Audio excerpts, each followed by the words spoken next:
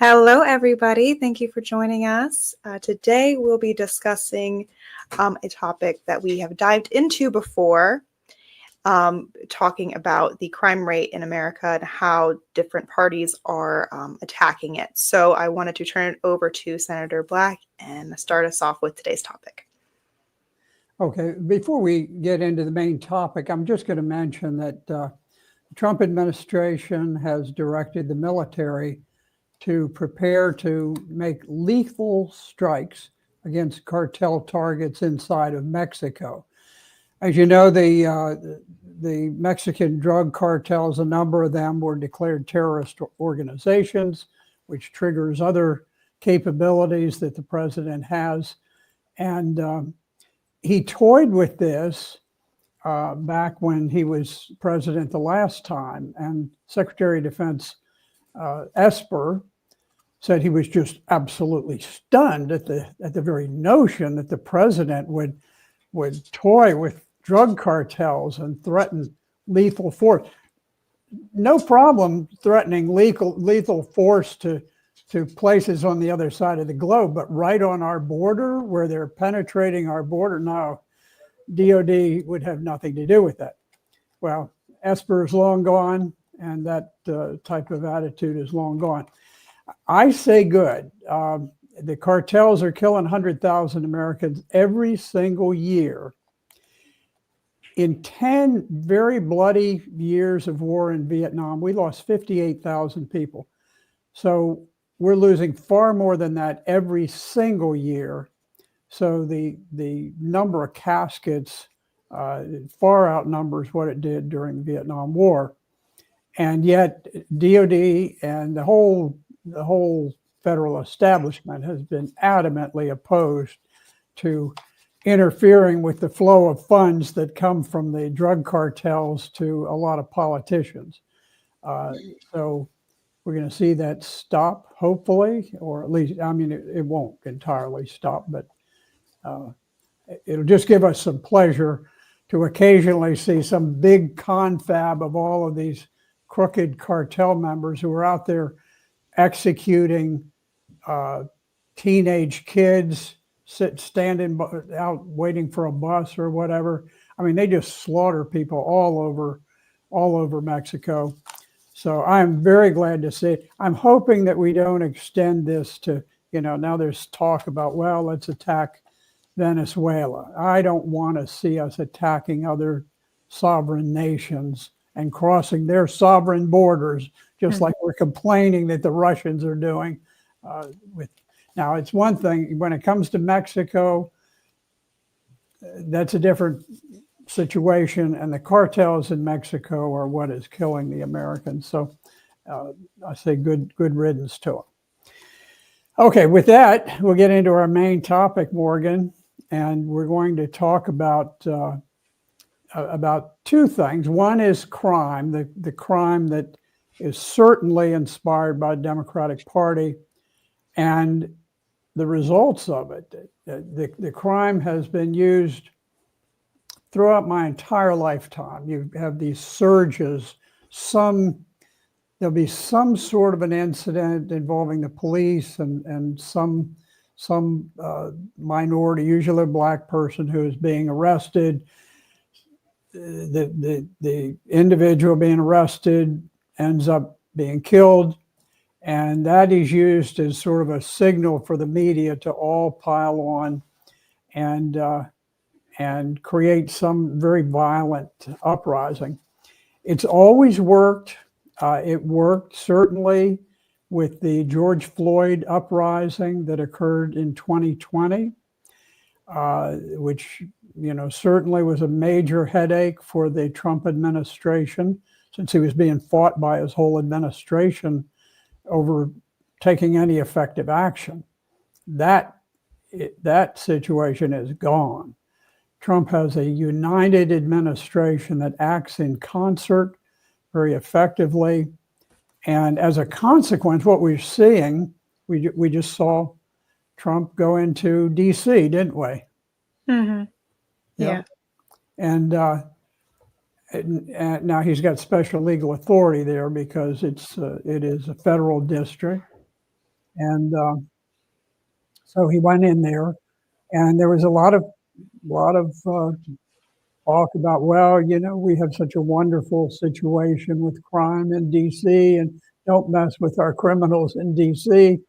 And anyway, he's gone in, and there's been a very, very dramatic decline in crime. It's kind of the shock effect. It's just the fact that people are apprehensive. They don't know this is a new thing. Federal government, we got the FBI and all this. Let's lay low for the time being. Well, I think it's probably welcome to most of the people. They're not going to say it out loud in D.C., but particularly in the poor inner city areas, they're probably heaving a sigh of relief that it's the first time in quite a while that they've been able to walk out on the streets without their kids being gunned down and that kind of thing. I want to give a little bit of history because I've watched this for a long time. I was the chief of the criminal law division in the Pentagon. And soon after Bill Clinton was elected president, he was sworn in, and I was called in to see Major General John Fu, who was the Army Judge Advocate General.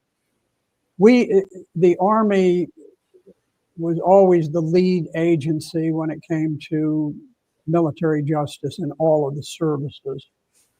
So I was responsible for that, General Fu, because he was my supervisor. He was responsible. And General Fu was very close to the Democratic Party. His wife was the sister of Connie Chung, very prominent Democrat commentator on the news. And anyway, General Fu called me in. He said, Dick, we're going to have to review all of our procedures for conducting capital punishments. In fact, he was ordering me to block capital punishment for being carried out throughout the Department of Defense. And it was just a transparently political move, had nothing to do with the law, because we had extensively reviewed all of our procedures. We had gone through enormous legal preparations to make sure that we were in total compliance with the latest Supreme Court rulings. And I was angered. I was really upset with General Fu, and I was upset with Bill Clinton. I'd let him know. I was just disgusted by that, because I knew the people who were on death row. These are not people who end up there because there's a barroom brawl and somebody gets killed. There was one fellow who always stands out in my mind. He had a large family. He was a very domineering individual, and he decided to murder his family. He filled the bathtub, and he required his family members to stand in line while he serially drowned each member of the family.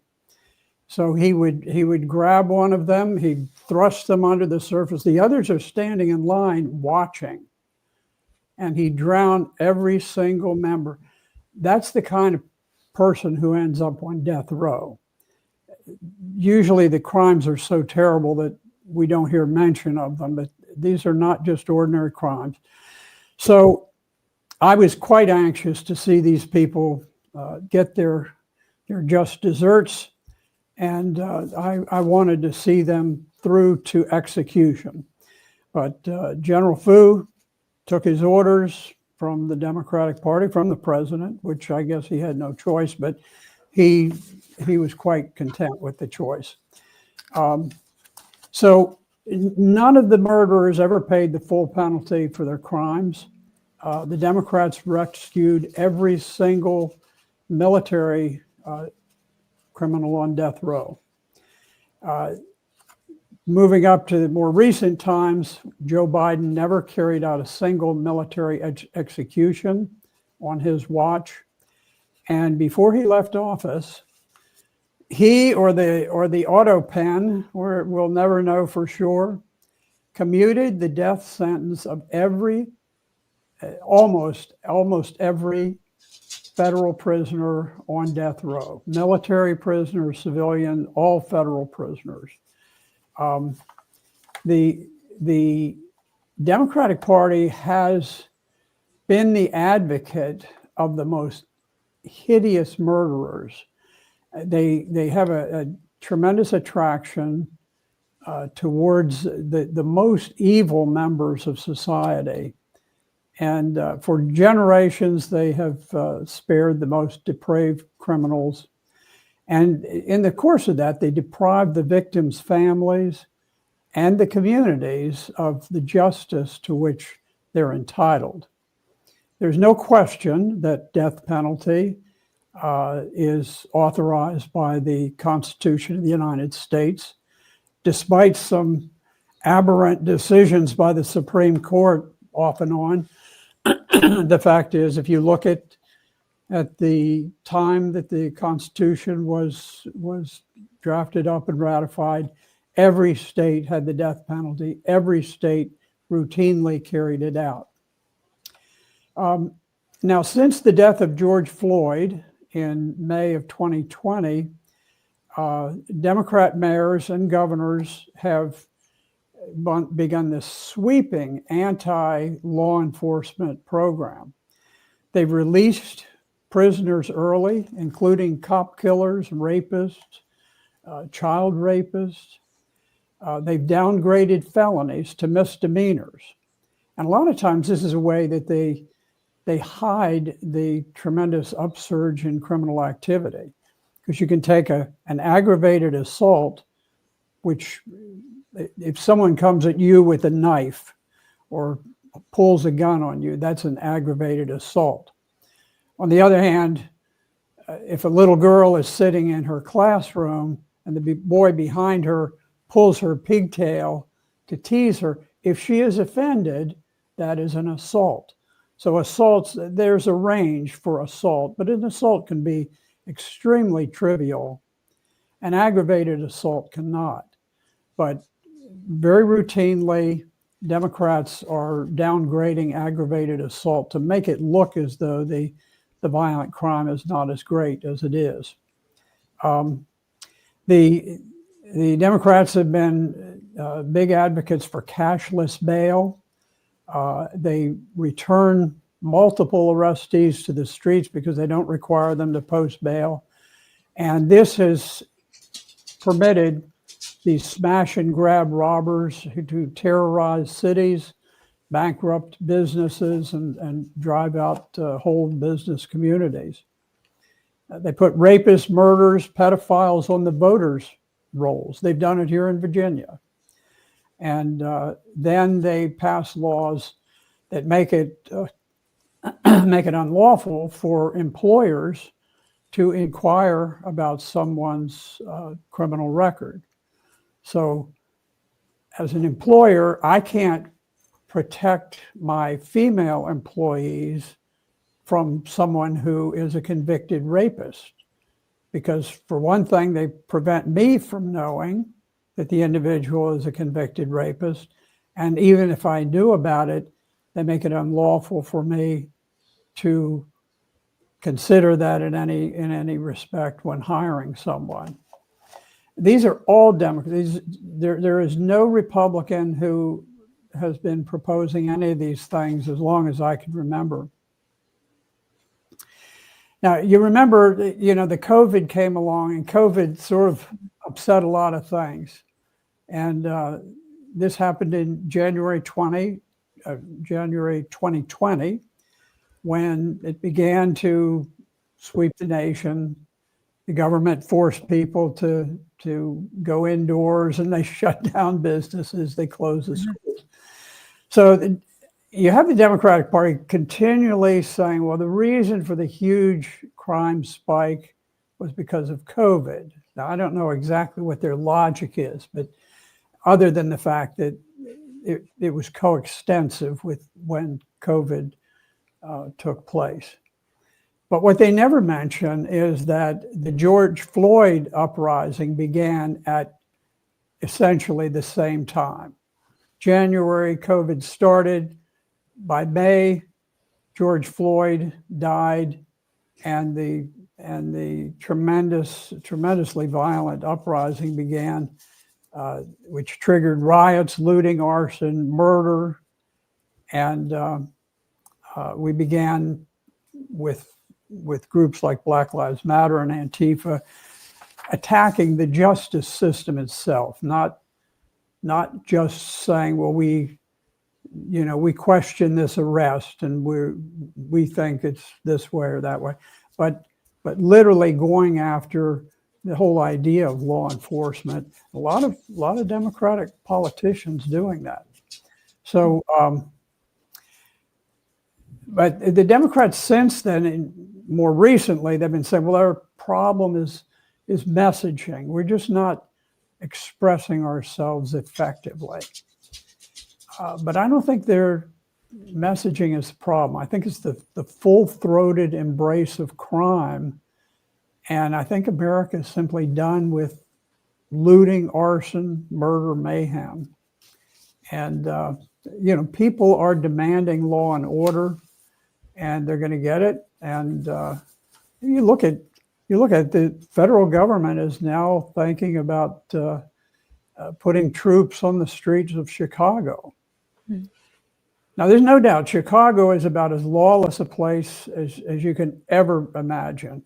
I was there years ago to attend a course, and I was stunned as I drove through a part of the city. I ended up going into, not the best part of the city, and it was vacant. It was like something out of one of these terrible futuristic movies.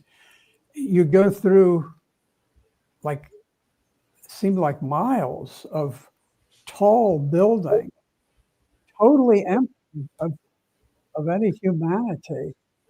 And they were empty, not because there was some economic downturn, because the danger of living in those places was so extreme that no one of any race, color, creed, whatever, nobody dared to live in certain portions of Chicago. Well, all of this has precipitated a tremendous political problem for the Democrats. And recently, New York Times,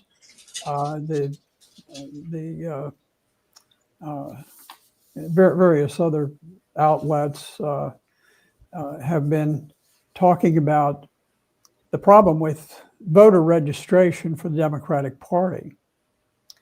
And to understand how severe this is, you need to recognize there are 50 states and only 30 of them have registration by party.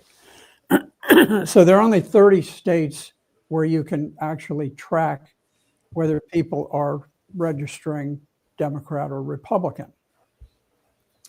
Well, in every one of the 30 states, 100% of those 30 states that do register by party, Democrats lost ground to Republicans, often by very, very substantial margins.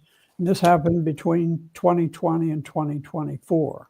Yeah, I'll go ahead and I added some of the graphics that the New York Times article had it within there. So I'll just go ahead and display those on the screen while you speak about that.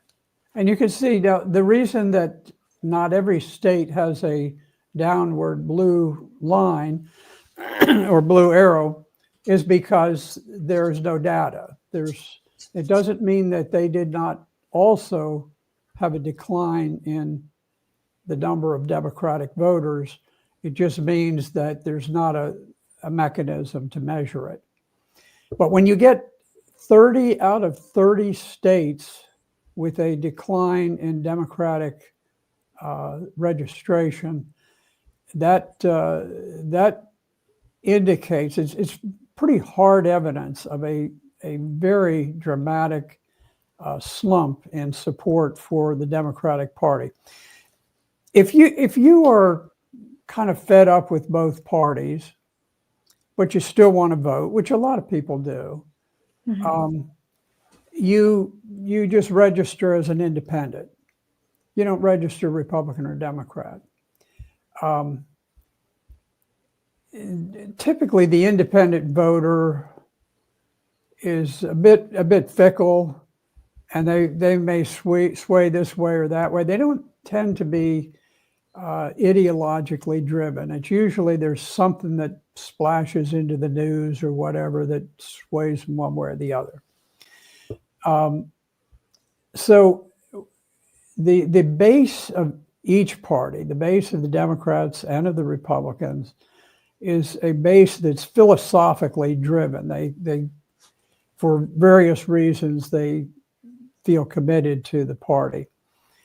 And so it's this core that has such tremendous importance, because when you as a young person, like when John Kennedy became president, a tremendous number of people were enamored by him. He was young, he was handsome, he, good speaker. And you had lots and lots of young people who registered as Democrats. And those people very often stayed Democrats for life. The same thing is happening now with the Republican Party, where people are registering, and there's a lot of inclination to simply stay with the party that you start with, and sometimes to your children follow on, and if you're a Republican, they're Republicans, or if you're a Democrat, it tends to be that way. So it's quite a dramatic drop for them. Over the 4 years from the 2020 election to the 24 election, the Republicans have picked up 4.5 million voters. And if you think of how close presidential elections are, the way that the system works, when you have a shift of 4.5 million from one party to the other party, that is a very large and dramatic change. So this is what's going on, and there's a change in the demographic blocks. Traditionally, young people would tend to vote. They tended to register Democrat more easily. Same thing with young Latinos. They would tend to just sign on to the Democratic Party. And that has shifted to where today young Latinos, young Blacks, and young men generally are shifting, and they're starting to register Republican. Now, it's not that Republicans are doing everything right. There are plenty of things wrong, and some of them that we see in foreign policy, where we have some fairly intractable differences there. But domestically, I think the Democrats are in tremendous problems, and when you listen to them, Morgan, you hear them say, "Well, our problem is we just don't know how to package what we're doing. We don't know we don't know how to express ourselves the way that we used to." I don't think that's it. I think the fact is that they have a tremendous problem with the positions that they advocate, whether it's DEI, whether it's transgenderism, whether it's pro-crime. During the George Floyd period, we had, some very terrible riots here in the state of Virginia. And we had a Democrat governor, Ralph Northam. I know him well. I've debated him half an hour on the floor of the Virginia Senate, and he was trying to pander to the Black community there in Richmond, many of whom were very, they were involved in these riots. Certainly most were not, but a good number were. And he felt that they would be offended because there was construction going on the Capitol grounds, and a construction worker had posted an American flag on the top of the construction. The Governor Ralph Northam, personally ordered the American flag removed because he felt that it might be offensive to the protesters. Now that sends a powerful message to people, to the mothers who are trying to get their kids to school, trying to go shopping. Sends a message that, okay, the governor is on their side. The governor is not on your side. We had similar thing here in Loudoun County, where we had the Commonwealth's attorney, which is like the district attorney, and we had our chairman of the board of supervisors, and both of them went and they addressed a fairly rowdy march that contained the BLM and Antifa groups. It was not clear whether they would break loose and start burning the town of Leesburg. And here you had the two people who were most influential who were there addressing the crowd, and it certainly sent a chilling message that these leaders are on the side of whatever happens. If mayhem breaks loose, the rest of us are on our own because they're on the other side. That's not to say that that's what they were intending or wanting to say, but they had to be kind of foolish to imagine that that was not the message that was received by the public. There was a Gallup poll taken in October that found that a majority of Americans described crime in the U.S. as extremely or a very serious problem. I consider it an extremely serious problem. And now, if you look at the latest Democrat hero, Zoran Mamdani, he's come to prominence. He's certainly the lead candidate in the race for mayor. Unfortunately, his opponents are not exactly inspiring. But Mamdani has personally called to defund the police in the past. And he is a member of the Democrat Socialists of America.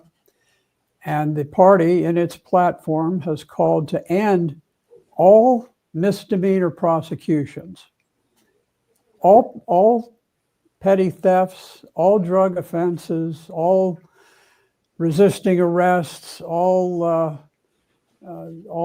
disturbing the peace, all of these things. They'll just be ignored. Yeah. And apparently, according to the Democratic Socialists, they say these misdemeanors are 80% of the court dockets.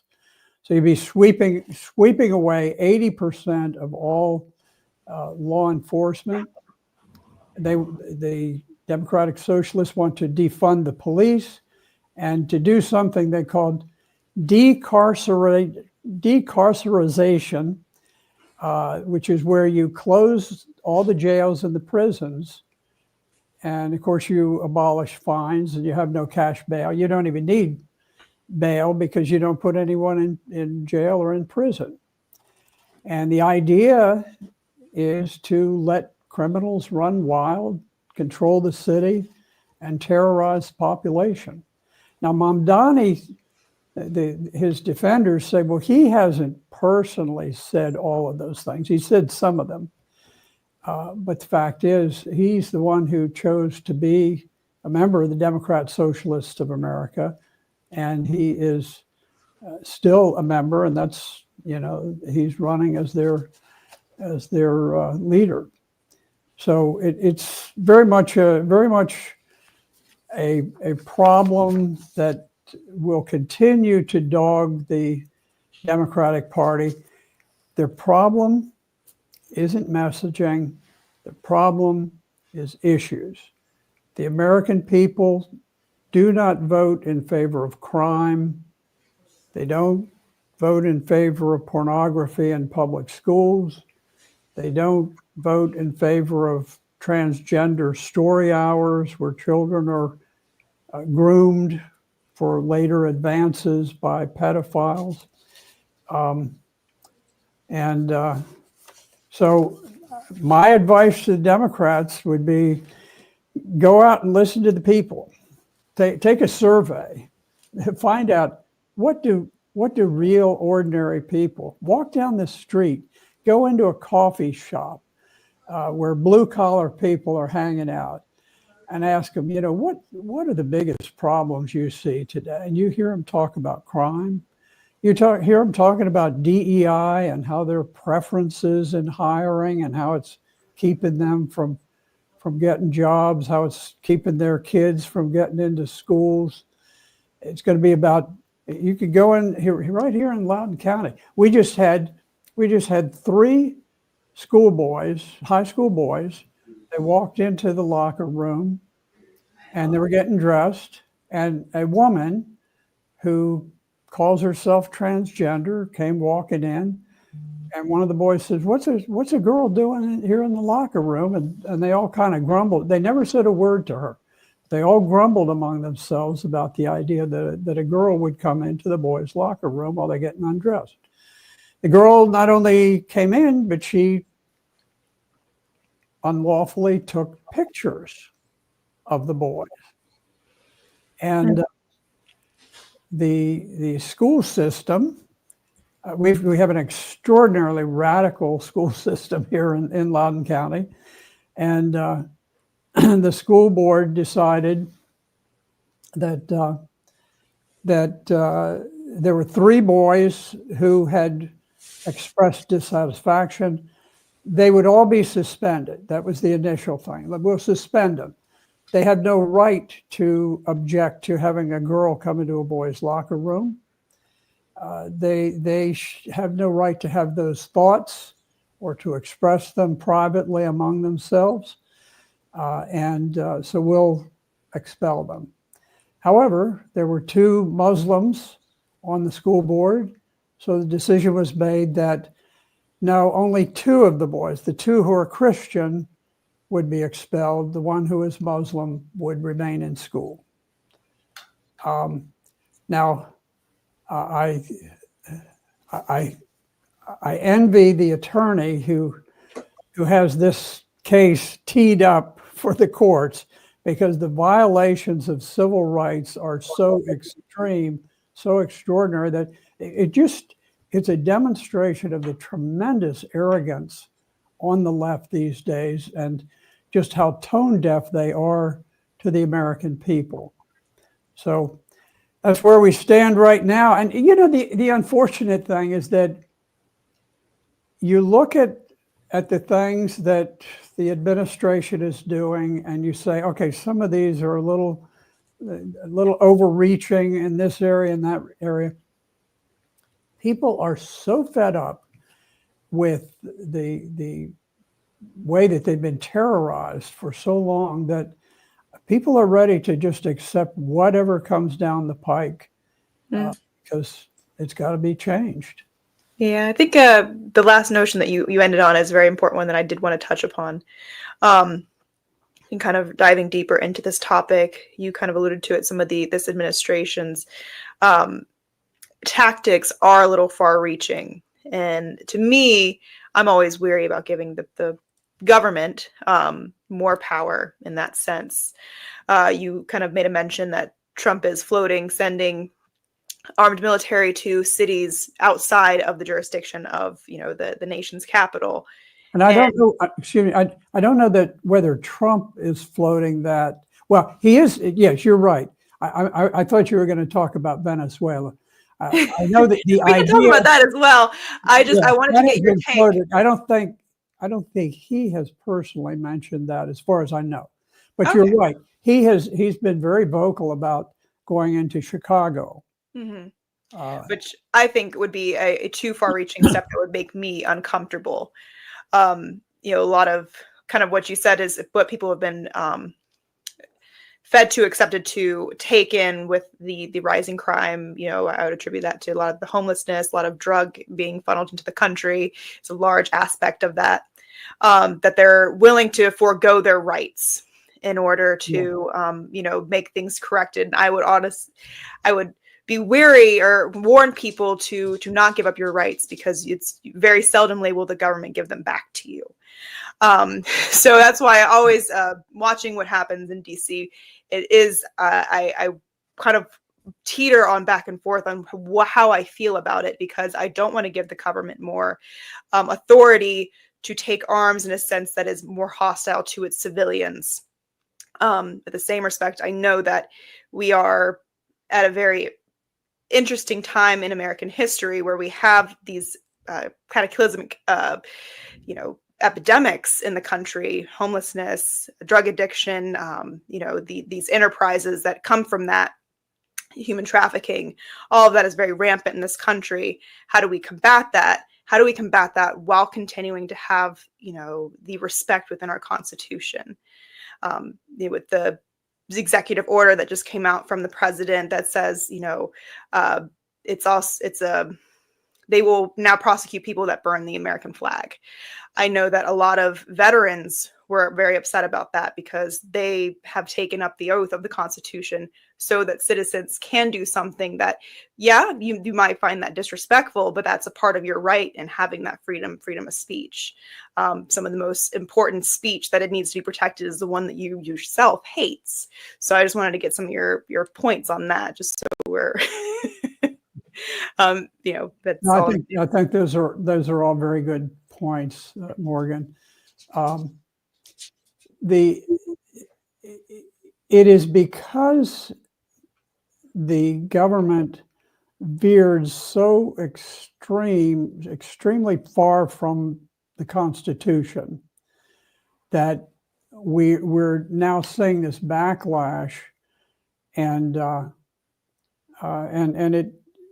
will always be this risk that if you give this power to one president, what will the next president do with it? Mm-hmm. I think the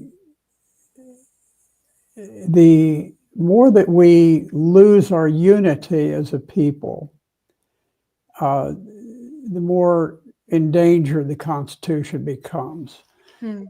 We were a people with extremely strong views, and they led to the Civil War. You had differences over many economic things and slavery too, that all led to a big regional war between the North and the South.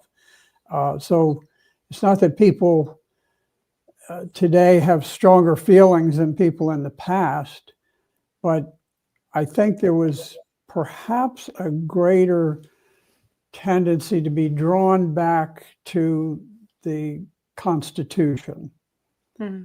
And I think there was a time that the Supreme Court began to simply make laws by itself.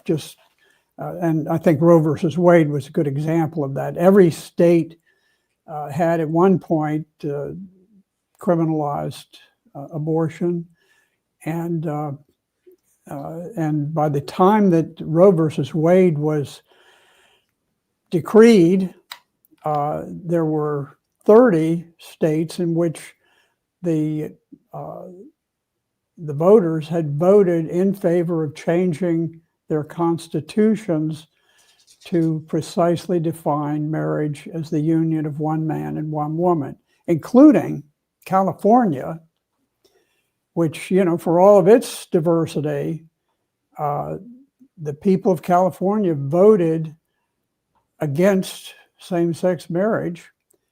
And it was only because there was a homosexual federal judge who had a personal stake who enjoined it, but he had no basis for it. He just did it because he had the power.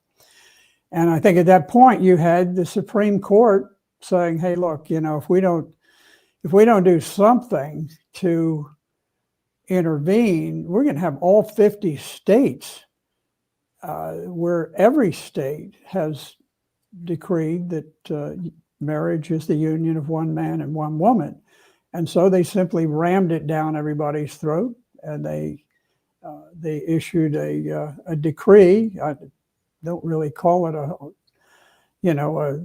typical case. It was more just a declaration of a new law by the Supreme Court, very much like Roe versus Wade. Roe versus Wade had no genuine legal basis. I went into a law school somewhere here in Northern Virginia and went prowling around through the bookshelves, and lo and behold, here was a book, and this is probably, well, it's at least 30 years after Roe versus Wade, maybe more. And it was a book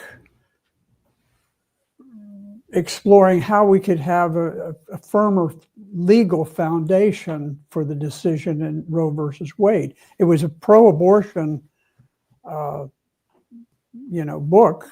book, but it was recognizing the fact that, there really was no basis for Roe versus Wade. It was just a judicial decree. And of course, that was eventually overturned by the Supreme Court. So I think part of the problem we have is that the Supreme Court, a weakness of the Constitution was that the checks and balances over the Supreme Court were inadequate. And it's not that there aren't any, but there aren't any practical ones. And that allowed the Supreme Court to arrogate power to itself and to simply begin enacting laws that was never intended. So we're getting back to where the Supreme Court is becoming more of to fill a more traditional role than what it did in the past. But there's always going to be this tug and pull, as long as the Republic still exists, between the three branches trying to define the precise boundaries of each one. And right now you see a big push by the executive branch, the Article 2 branch of government, to restore the executive power of the president. And that's happening at enormous speed. And at some point, you may see some pushback from Congress to say, well, let's push back and reassert ourselves a little here or there. But we still have a ways to go before that needs to be done.